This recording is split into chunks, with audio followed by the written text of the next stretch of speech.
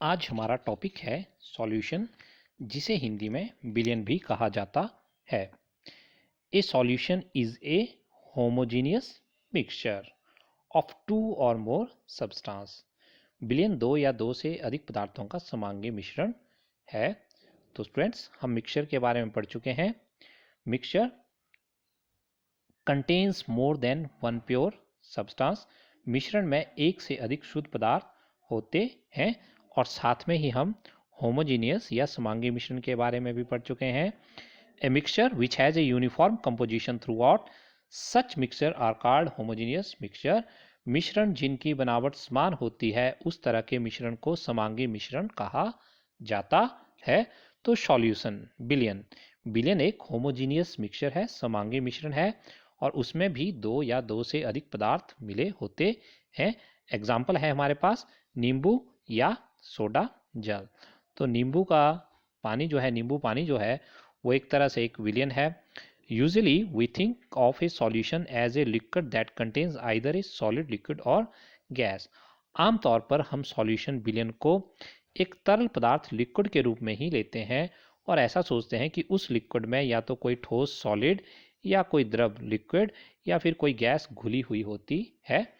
But we can have solid solution, परंतु हमारे पास solid solution भी होते हैं, ठोस विलयन भी होते हैं जिनमें ठोस पदार्थ ही घुले होते हैं, जैसे कि मिश्र धातुएं जिन्हें इंग्लिश में अलॉय कहा जाता है, या गैसियस सॉल्यूशन, गैस के विलयन भी हमारे पास हैं जिनमें केवल गैस पदार्थ ही होते हैं, जैसे कि वायु में गैसेस ही हैं, nitrogen, carbon dioxide, oxygen, argon etcetera. तो बहुत सारी गैसें भी मिलकर सॉल्यूशन या विलयन बना सकती हैं। In a solution there is homogeneity at the particle level। विलयन के कणों में समांगिकता होती है, जैसे कि लेमनेड, नींबू जल जो है, taste the same throughout, वो सदैव समान रहता है, उसका स्वाद जो है वो सदैव समान रहता है। This show the particles of sugar और salt are evenly distributed in the solution. और ये चीज़ बताती है हमें, जब वो होमोजीनियस है तो उसका टेस्ट जो है सारा एक जैसा है, तो मतलब नमक और चीनी के कण जो हैं वो समान रूप से वितरित हुए होंगे। तो अभी हमने अलॉय, मिश्र धातुओं के बारे में पढ़ा था। तो चलिए देखते हैं अलॉय या मिश्र धातुएं होती क्या हैं। Alloy are mixture of two or more metal. ये दो या दो से अधिक धातुओं के समांगी मिश्रण होते हैं, या फिर ए मेटल और नॉन मेटल, या फिर एक धातु और एक अधातु भी हो सकती है। And can not be separated into their components by physical method. जो अलॉय होते हैं, मिश्र धातु होती हैं, उनको भौतिक तरीकों से पृथक नहीं किया जा सकता है। But still an alloy considered as a mixture, परंतु फिर भी अलॉय को, मिश्र धातुओं को मिश्रण ही कहा जाता है, क्योंकि it show the properties of its constituent. जो भी इसके अलग अलग धातुएं किसी अलॉय में, मिश्र धातु में होंगी, वे उनको गुणों को जरूर प्रदर्शित करेंगी, और उनमें कंपोजिशन जो होगी वो भी अलग अलग होगी, चेंज होती रहेगी। जैसे कि एग्जाम्पल लिया जा रहा है, देखिए आपने देखा होगा इस धातु को, कौन सी धातु है ये? ब्रास, जिसे हिंदी में पीतल कहा जाता है। और पीतल दो अलग अलग मेटल्स, धातुओं से मिलकर बनी होती हैं, जिंक एंड कॉपर। और इसमें जिंक जो होता है वो लगभग 30% होता है, जबकि कॉपर जो है वो अबाउट 70%, लगभग 70% होता है। तो ब्रास इज एन अलॉय, पीतल एक मिश्र धातु है, इसमें 70% कॉपर और 30% जिंक की मात्रा होती है। चलिए अब सॉल्यूशन के बारे में कुछ और ज़्यादा जानते हैं। Solution has a solvent and solute as its component. किसी भी विलयन के दो भाग होते हैं, विलायक और विलेय। ये डायग्राम जो है आपको विलायक और विलेय के बारे में अच्छे से समझा देगा। देखिए यहाँ पे क्या है, वाटर, और इसमें कोई चीज़ घोली जा रही है, मान लीजिए चीनी ही घोली जा रही है। तो ज़्यादा मात्रा में जो लिया जाता है उसे हम सॉल्वेंट या विलायक कहते हैं, और जो कम मात्रा में उसमें घोला जाएगा उसे सॉल्यूट या विलेय कहते हैं। और जब हम इसको इसमें घोल देंगे तो ये सॉल्यूशन या विलयन बन जाएगा। तो हम कह सकते हैं इस प्रकार से, the component of solution that dissolve the other component in it. विलयन का वह घटक जिसमें दूसरी वस्तु को मिलाया जाता है या जो लार्ज अमाउंट में होता है उसे ही सॉल्वेंट या विलायक कहते हैं। और हम सॉल्यूट के बारे में कह सकते हैं the component of the solution that is dissolved in the solvent. और जो लेसर क्वांटिटी में होता है उसे ही सॉल्यूट कहा जाता है। विलयन का वह घटक जो प्राय कम मात्रा में होता है और जो विलायक में घोला जाता है उसे ही विलेय कहा जाता है। चलिए अब थोड़ा सा और पता करते हैं। ए solution is made by dissolving A solute in solvent. Solution कब बनेगा?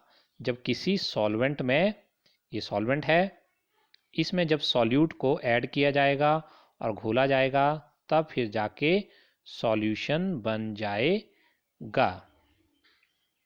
चलिए अब सॉल्यूशन के हम अलग अलग 4-5 एग्जाम्पल पढ़ते हैं जिससे आपको अच्छे से समझ में आ जाएगा।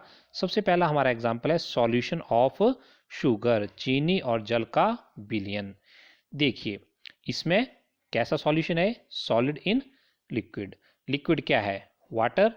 और सॉलिड क्या है? चीनी। तो ये एक सॉलिड इन लिक्विड सॉल्यूशन है जिसमें चीनी जो है वो विलेय है, सॉल्यूट है, और जल जो है वो विलायक है, सॉल्वेंट है।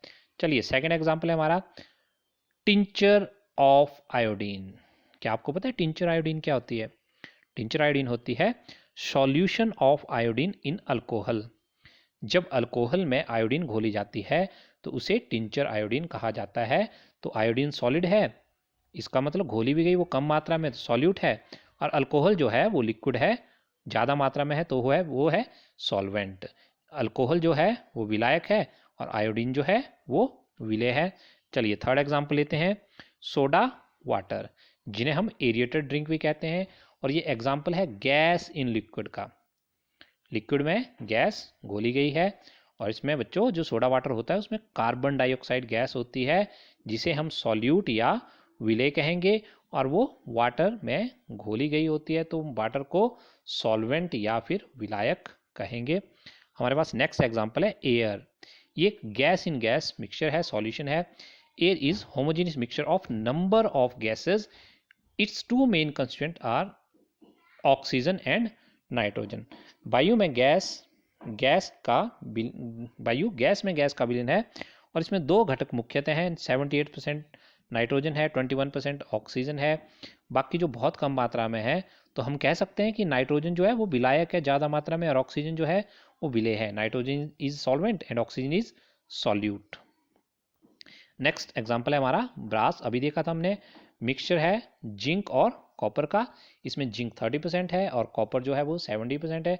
तो सॉलिड इन सॉलिड सॉल्यूशन या मिक्सचर का एग्जांपल हो गया। चलिए अब प्रॉपर्टीज ऑफ सॉल्यूशन पता करते हैं। विलयन के क्या क्या गुण होते हैं, बहुत इंपॉर्टेंट है ये। अभी हमने पढ़ा था सॉल्यूशन कैसा मिक्सचर है, होमोजेनियस मिक्सचर है, तो आपको पता लग गया है। नेक्स्ट वन था the particle of solution are smaller than 1 nanometer. जो सॉल्यूशन के पार्टिकल्स होते हैं वो डायमीटर में, व्यास में 1 नैनोमीटर से भी छोटे होते हैं। It means they can not be seen by necked eyes. उनको हम नग्न आंखों से नहीं देख सकते हैं, उनको देखने के लिए माइक्रोस्कोप का यूज करना पड़ेगा। नेक्स्ट प्रॉपर्टीज है because of very small particle size they do not scatter the beam of light. देखिए यहाँ पे हमारे पास दो डायग्राम है, यहाँ दो सॉल्यूशन रखे गए हैं, यहाँ पर भी दो सॉल्यूशन रखे गए हैं और टॉर्च से सॉल्यूशन पे लाइट गुजारी जा रही है। तो एक सॉल्यूशन तो ऐसा है जिसमें लाइट नजर आ रही है, लेकिन दूसरा सॉल्यूशन ऐसा था जिसमें से प्रकाश जो गुजर रहा है वो नजर नहीं आ रहा है। तो सॉल्यूशन के कण भी बहुत ज़्यादा छोटे होते हैं और वो इनसे गुजरने वाली प्रकाश की किरणों को बिखेरता नहीं है। So path of light is not visible in the solution.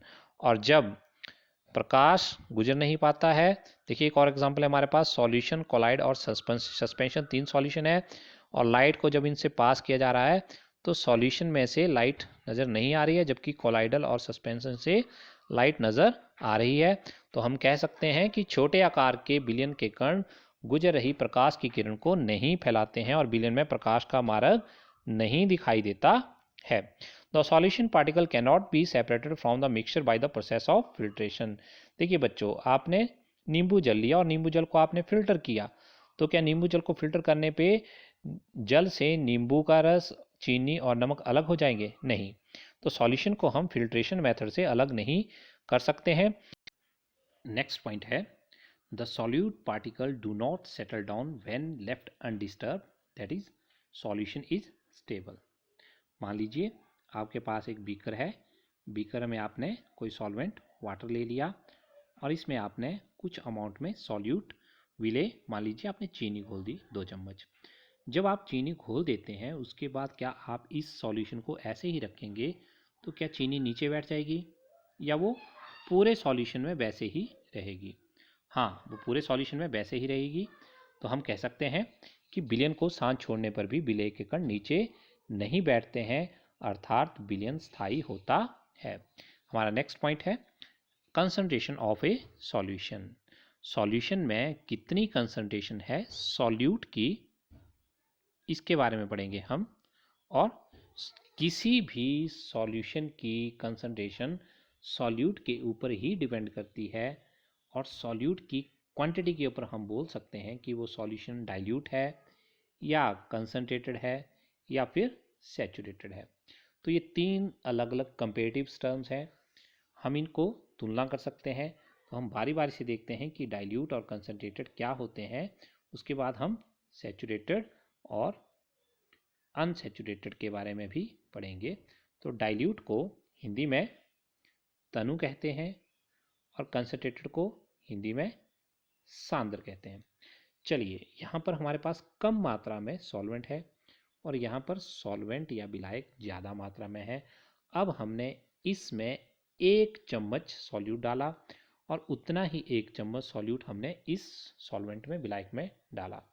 तो हम कह सकते हैं कि यहाँ पर सॉल्यूट की मात्रा ज़्यादा है और यहाँ पर सॉल्यूट की मात्रा कम है जब हम कंपैरिजन करेंगे सॉल्वेंट से विलायक से, क्योंकि यहाँ पे विलायक कम था और यहाँ पर विलायक अधिक था।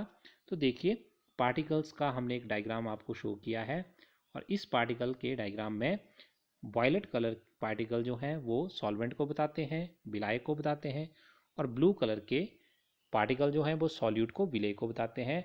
और आप ध्यान से देखेंगे यहाँ पे ब्लू कलर के सॉल्यूट विलेय के पार्टिकल कण ज़्यादा हैं और यहाँ पर ब्लू कलर के सॉल्यूट विलेय के पार्टिकल कम है।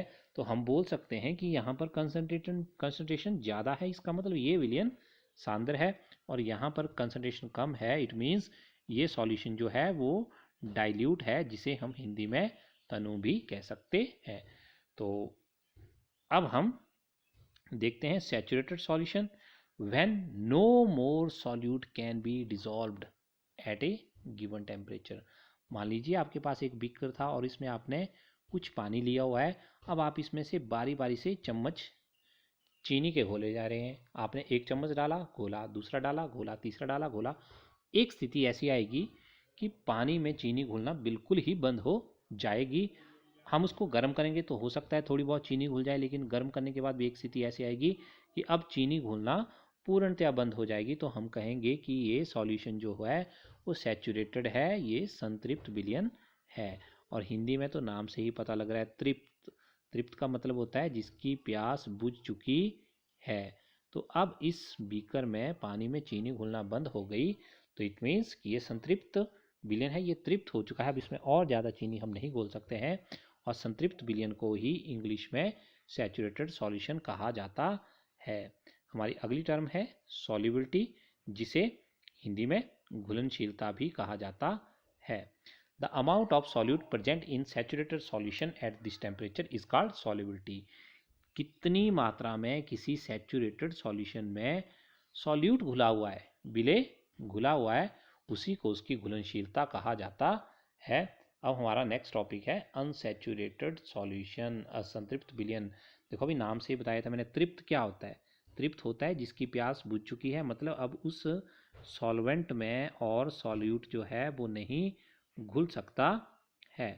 लेकिन यदि अभी सॉल्वेंट में और सॉल्यूट घुल जाए, यानी कि उसकी प्यास अभी ख़त्म नहीं हुई है, वो और चीज़ें घोल सकता है, तो उसे हम असंतृप्त विलयन या अनसैचुरेटेड सॉल्यूशन भी कह सकते हैं।